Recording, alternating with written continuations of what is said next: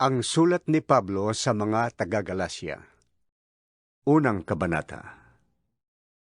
Mula kay Pablo na hinirang na apostol, hindi ng tao, ni sa pamamagitan ng tao, kundi ni Hesukristo at ng Diyos Ama na muling bumuhay kay Jesus.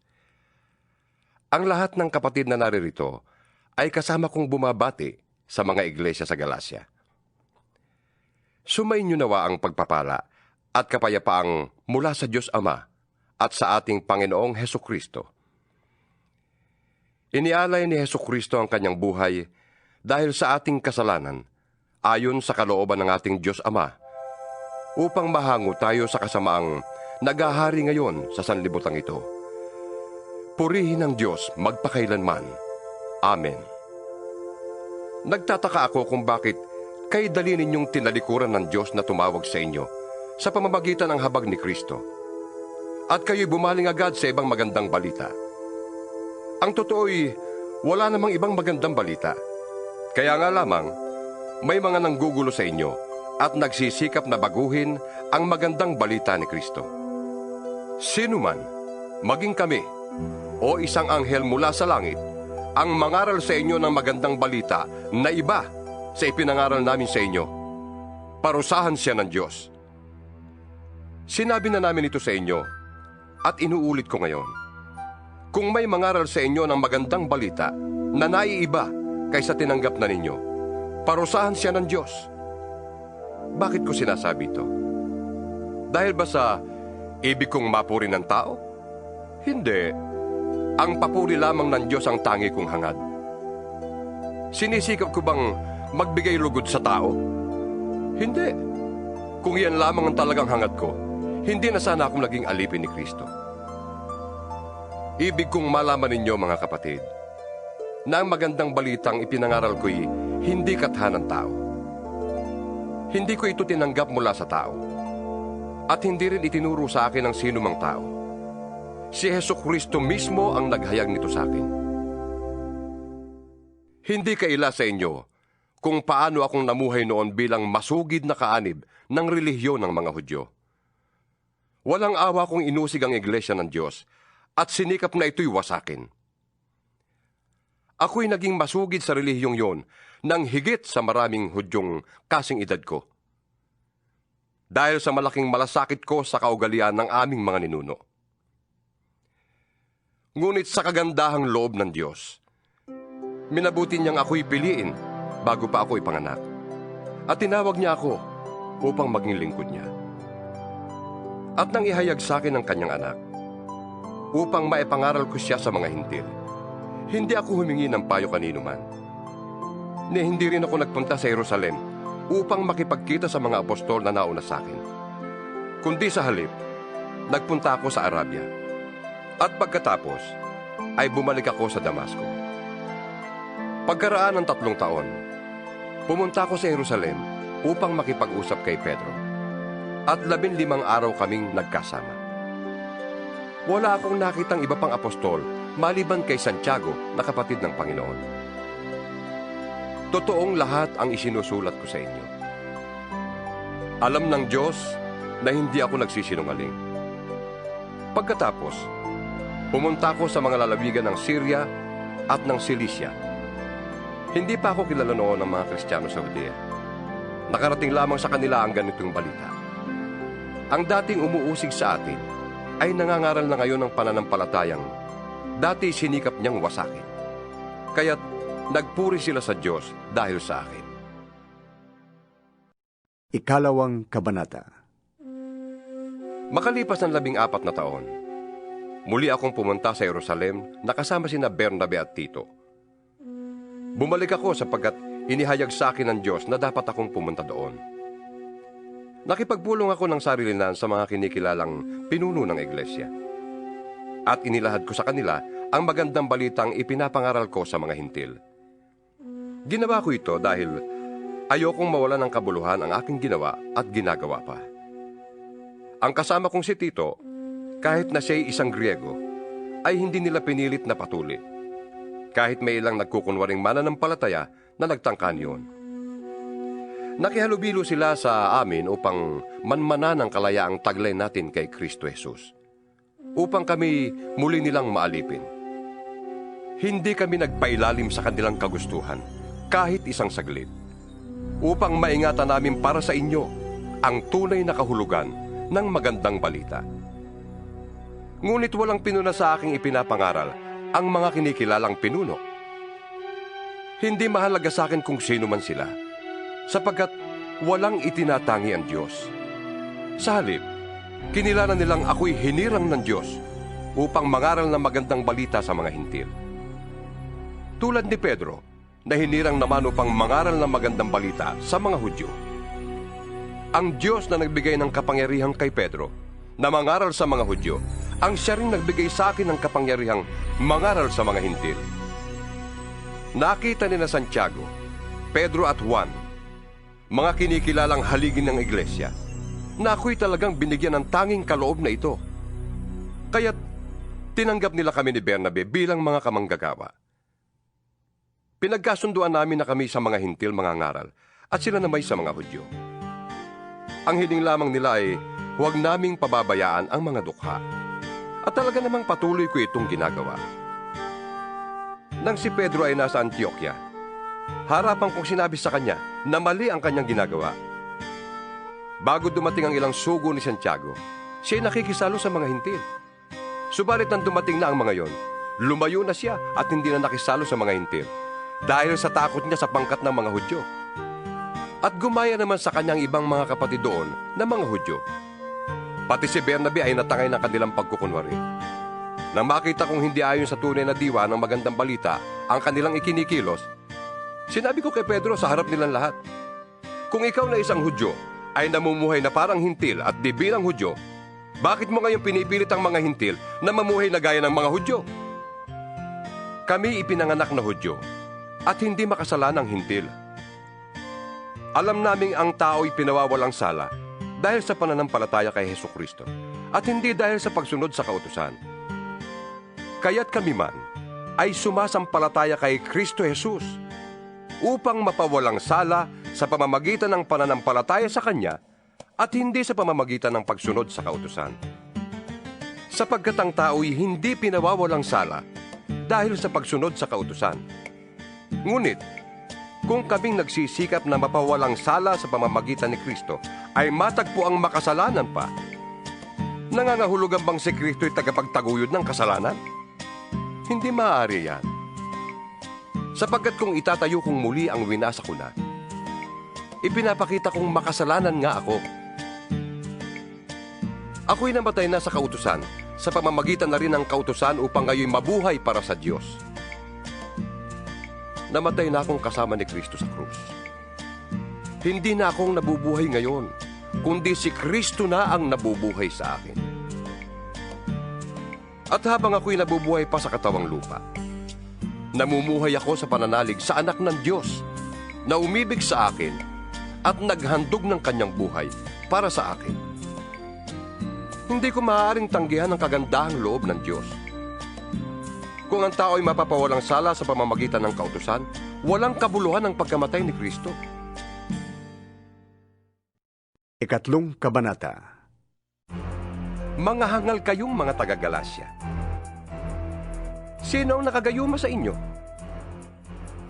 Maliwanag na ipinahayag na sa inyo kung paano namatay si Hesukristo sa krus. Sabihin nga ninyo, tinanggap ba ninyong espiritu sa pamamagitan ng mga gawa ayon sa kautusan? O sa pamamagitan ng inyong pananalig sa inyong narinig tungkol kay Kristo? Talagang napakahangal ninyo. Nagsimula na kayo sa espiritu at ngayon ibig pa ninyong magtapos sa pamamagitan ng inyong sariling lakas. Wala na bang halaga sa inyong maraming bagay na pinagtiisan ninyo? Marahil naman meron. Bakit ipinagkaloob sa inyo ng Diyos ang Espiritu? Bakit siya gumagawa ng mga himala? Dahil ba sa inyong mga gawa ayon sa kautusan? O dahil sa inyong pananalig sa inyong narinig tungkol kay Kristo? Tulad na nangyari kay Abraham, nanalig siya sa Diyos, kaya siya'y itinuring na matuwid.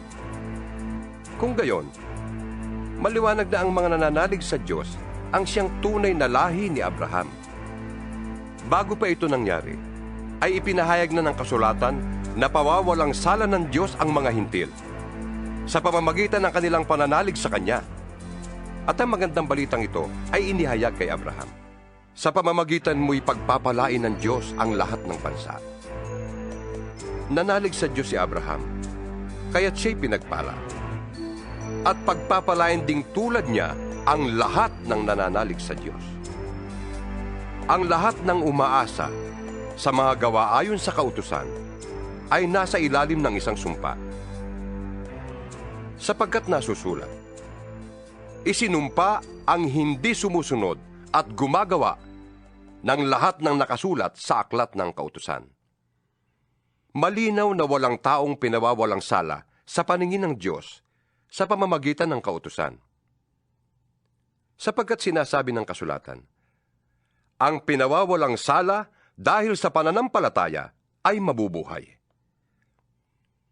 Ang kautusan ay hindi nagmumula sa pananalig sa Diyos, sapagkat sinasabi ng kasulatan, ang tumutupad sa lahat ng hinihingi ng kautusan ang mabubuhay sa pamamagitan ng mga ito. Tinubos tayo ni Kristo sa sumpa ng kautusan nang siya ay isinumpa para sa atin. Sapagkat nasusulat, sinumpa ang bawat ibinitin sa punong kahoy. Ginawa ito ni Kristo upang ang mga pagpapalang ipinangako ng Diyos kay Abraham ay makamtan din ng mga hintil sa pamamagitan ni Kristo Jesus. At sa pamamagitan ng pananalig sa Kanya, ay matanggap natin ang Espiritong ipinangako ng Diyos. Mga kapatid, narito ang isang pangkaraniwang halimbawa. Kapag nalagdaan na ang isang kasunduan, hindi na ito mapapawalang kabuluhan ni numan. Hindi rin ito maaaring dagdagan. Ngayon, nangako ang Diyos kay Abraham at sa kanyang supling. Hindi sinasabi, at sa kanyang mga supling, na ang tinutukoy ay marami, kundi at sa iyong supling na iisa ang tinutukoy, at ito'y si Kristo. Ito ang ibig kong sabihin. Pinagtibay ng Diyos ang kanyang kasunduan at ipinangako niyang tutuparin ito. Ang kasunduang yun ay di mapapawalang saysay ng kautusan na dumating pagkaraan ng 430 taon, ni hindi rin mapapawalang saysay ng kautusang ito ang mga pangako ng Diyos. Kung ang pamana ay ipinagkakaloob dahil sa kautusan, hindi na ito dahil sa pangako. Ngunit ang pamana ay ibinigay ng Diyos kay Abraham bilang katuparan ng kanyang pangako. Kung ganon, bakit pa ibinigay ang kautusan? Ibinigay ito upang maipakita kung ano ang paglabag hanggang sa dumating ang anak na pinangakuan.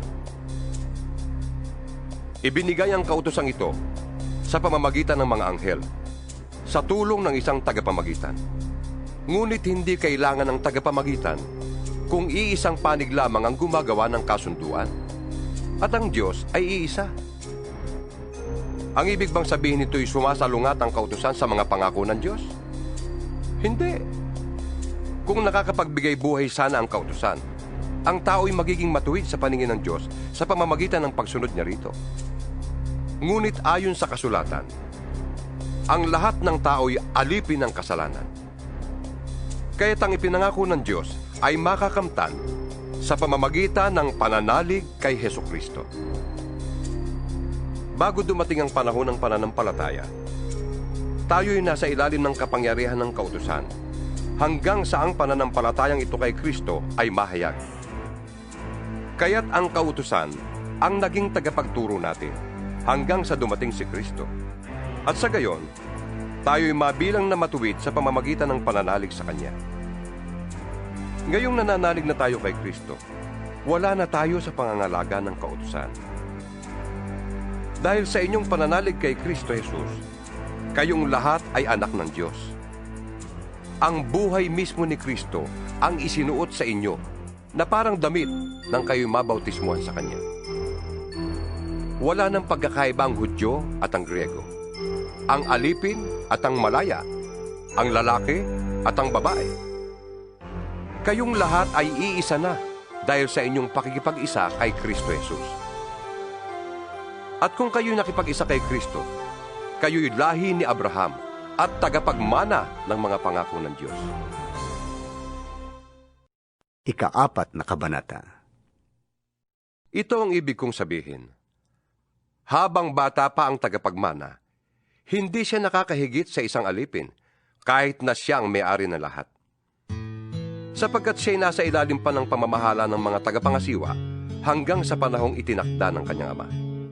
Gayon din naman, noong hindi pa tayo nananalig kay Kristo, tayo'y nasa ilalim ng mga tuntuning umiiral sa sanlibutan ito. Ngunit nang sumapit ang takdang panahon, sinugo ng Diyos ang kanyang anak. Isinilang siya ng isang babae at namuhay sa ilalim ng kautusan, upang palayain ang mga nasa ilalim ng kautusan. Sa gayon, tayo'y mabibilang sa mga anak ng Diyos. At upang patunayan na kayo'y mga anak ng Diyos, sinugo niya ang espiritu ng kanyang anak sa ating mga puso. At nang sa gayon, ay makakatawag tayo sa Diyos ng Ama, Ama ko. Hindi na kayo alipin, kundi anak. At dahil kayo ay anak, kayo ay ginawa rin ng Diyos na tagapagmana niya. Noong hindi pa ninyo nakikilala ang Diyos, kayo'y alipin ng mga Diyos-Diyusan. Ngunit ngayong nakikilala na ninyo ang Diyos, o mas tamang sabihin, ngayong nakikilala na kayo ng Diyos, bakit kayo bumabalik sa mga tuntuning walang bisa at walang halaga? Bakit ibig na naman ninyong paalipin sa mga yon? May itinatangi kayong mga araw, mga buwan, mga panahon at mga taon. Nag-aalala kong baka nasayang lamang ang paghihirap ko para sa inyo. Nakikiusap ako sa inyo, mga kapatid. Gayahin ninyo ako. Hindi na ako saklaw ng kautusan. Tulad ninyo noon, wala kayong nagawang masama laban sa akin. Alam naman ninyo na kaya ko na ipangaral sa inyo noon ang magandang balita ay dahil nagkasakit ako. Gayunman, hindi ninyo ako hinamak o tinanggihan. Kahit na naging pasanin ninyo ako dahil sa aking karamdaman. Sa halip, tinanggap ninyo ako na parang anghel ng Diyos at para pa ngang si Kristo Jesus. Nasaan ngayon ang kagalakang ipinamalas ninyo noon sa akin? Ako mismo makakapagpatotoo na kung maaari nga lamang, pati ang inyong mga matay dudukitin ninyo at ibibigay sa akin noon. Ngayon, ituturing ba ninyo kung kaaway dahil sa sinasabi ko sa inyong katotohanan? Nagpapakita nga sa inyo ng malasakit ang mga taong yan. Ngunit hindi mabuti ang kanilang layunin. Ibig lamang nila kayong ilayo sa akin upang sa kanila kayo mapalapit. Hindi masama ang magmalasakit kung palaging mabuti ang layunin at hindi kung kaharap lamang ninyo ako. Mga anak ko, dahil sa inyo'y minsan pa akong nagdaranas ng hirap tulad ng babaeng nanganganak, hanggang sa ganap kayong matulad kay Kristo. Sana'y kasama ko kayo ngayon upang maiba ang tono ng aking pagsasalita, sapagkat nag-aalala ako tungkol sa inyo. Sabihin nga ninyo sa akin, kayong nagnanasang pailalim sa kautusan. Hindi ba ninyo napapakinggan ang sinasabi sa kautusan? Sinasabi roon na si Abraham ay nagkaanak ng 2 lalaki. Isa sa alipin at isa sa malaya. Ang anak niya sa alipin ay ipinanganak sa karaniwang paraan. Ngunit, ang anak niya sa malaya ay katuparan ng pangako ng Diyos. Ito'y isang paghahambing. Ang 2 babae ay larawan ng 2 kasunduan. Ang isa ay ang tipan sa bundok ng Sinai na kinakatawan ni Agar at ng kanyang mga anak na pawang mga alipin. Si Agar ay kumakatawan sa bundok ng Sinai na nasa Arabia at larawan ng kasalukuyang Jerusalem na nasa pagkaalipin, kasama ng kanyang mga mamamayan. Ngunit ang Jerusalem na nasa langit ay malaya at siya ang ating ina. Ayon sa nasusulat, magsaya ka o babaeng hindi magkaanak. Humiyaw ka sa galak, ikaw na din nakaranas ng hirap sa panganganak. Sapagkat higit na marami ang anak ng babaeng nangungulila kaysa babaeng may asawa. Mga kapatid, tulad ni Isaac, tayo'y mga anak ayon sa pangako. Kung noong una, ang ipinanganak ayon sa Espiritu ay inuusig ng ipinanganak ayon sa karaniwang paraan, gayon din naman ngayon. Ngunit ganito ang sinasabi ng kasulatan: palayasin mo ang babaeng alipin at ang kanyang anak, sapagkat ang anak ng alipin ay hindi dapat makahati sa mana ng anak ng malaya. Kaya nga, mga kapatid, hindi tayo anak ng alipin, kundi ng malaya. 5 kabanata. Malaya na tayo dahil pinalaya tayo ni Kristo. Kaya magpakatatag kayo at huwag nang paalipin pang muli. Akong si Pablo ang nagsasabi sa inyo, kapag nagpatuli kayo, binabaliwala ninyo si Kristo. Inuulit ko, ang lahat ng taong nagpatuli ay kailangang sumunod sa buong kautusan. Kayong nagsisikap na maging matuwid sa pamamagitan ng pagtupad sa kautusan, nahiwalay na kayo kay Kristo at nawalay sa habag ng Diyos. Ngunit kami umaasa na kami magiging matuwid sa pamamagitan ng pananampalataya at ito'y sa kapangyarihan ng Espiritu Santo. Sa mga nakipag-isa na kay Kristo Jesus, hindi na mahalaga kung ang isang tao ay tuli o hindi. Ang mahalagay ang pananampalatayang nakikita sa mga gawang udyok ng pag-ibig. Mabuti na sana ang inyong ginagawa. Sinong pumigil sa inyong pagsunod sa katotohanan? Hindi yang gagawin ng Diyos na tumawag sa inyo. Wika nga, napapaalsa ng kaunting libadura ang buong masa ng harina. Nagtitiwala ako na sasang-ayon kayo sa akin sa bagay na ito, dahil sa ating kaugnayan sa Panginoon. At natitiyak kong parurusahan ng Diyos ang sino mang nanggugulo sa inyo, kung sino man siya. Mga kapatid, kung talagang nangangaral pa ako na kailangan ng pagtutuli, bakit pa ako inuusig hanggang ngayon? Kung iyo'y totoo, hindi na sana nila ikinagagalit ang aking pangangaral tungkol sa pagkamatay ni Kristo sa krus. Sana'y ang mga nanggugulo sa inyo ay hindi lang magpatuli, kundi tuluyan ng magpaputol. Mga kapatid, tinawag kayo upang maging malaya. Ngunit huwag naman ninyong gamitin ang inyong kalayaan upang masunod ang hilig ng laman, kundi maglingkod kayo sa isa't isa sa diwa ng pag-ibig. Sapagkat ang buong kautusan ay nauuwi sa isang pangungusap. Ibigin mo ang iyong kapwa gaya ng iyong sarili. Ngunit kung kayo'y nagkakagatan at nagsasakmalang parang mga hayop, mauubos kayo. Sinasabi ko sa inyo, ang Espiritu ang gawin ninyong patnubay sa inyong buhay at hindi kayo magiging alipin ng hilig ng laman. Sapagkat ang mga hilig ng laman ay laban sa kalooban ng Espiritu, at ang kalooban ng Espiritu ay laban sa mga hilig ng laman.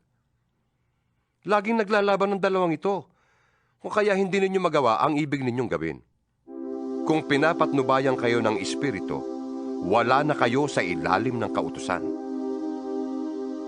Hindi maikakaila ang mga gawa ng laman: pakikiapid, kahalayan at kalaswaan, pagsamba sa Diyos-Diyusan, pangkukulam, pagkapuot sa isa't isa, pag-aaway-away, pagsiselos, pagkakagalit at kasakiman, pagkakampi-kampi at pagkakabahabahagi, pagkainggit, paglalasing at katakawan, at iba pang katulad nito.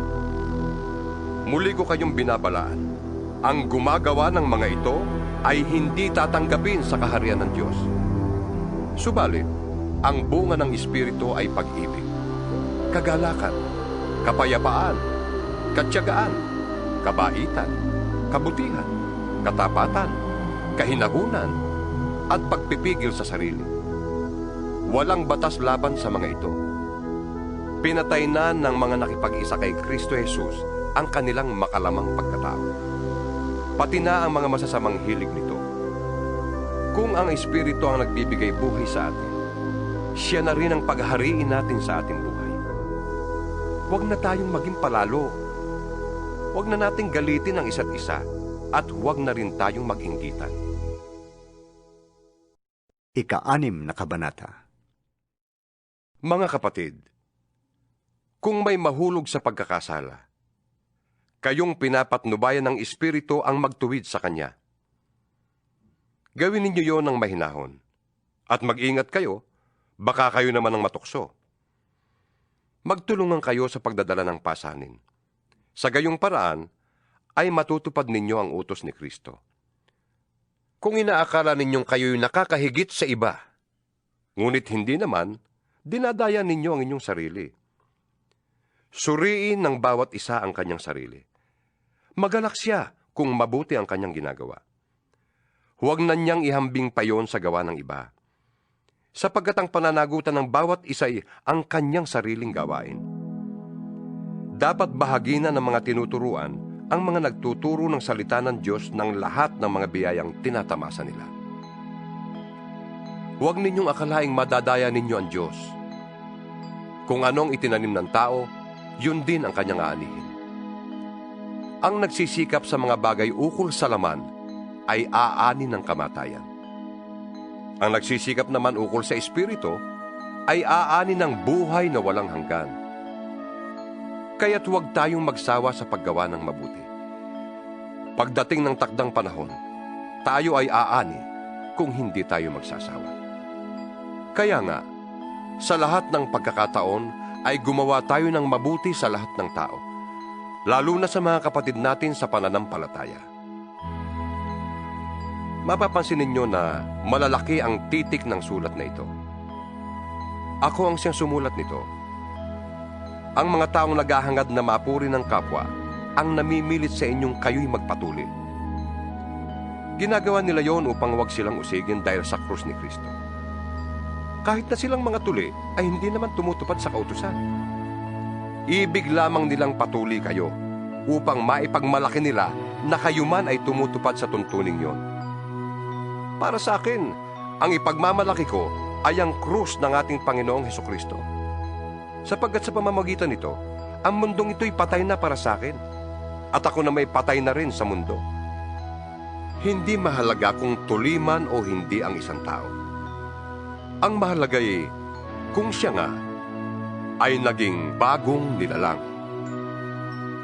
Manatili nawa ang kapayapaan at pagpapala ng Diyos sa lahat ng namumuhay ayon sa tuntuning ito at sa buong bayan ng Diyos. Kaya mula ngayon, huwag nang dagdaganin naman ang aking mga tinitiis. Sapat na ang mga pilat na taglay ko para makilalang ako'y alipin ni Jesus. Mga kapatid, sumain niyo nawang lahat ang pagpapala ng ating Panginoong Hesukristo. Amen.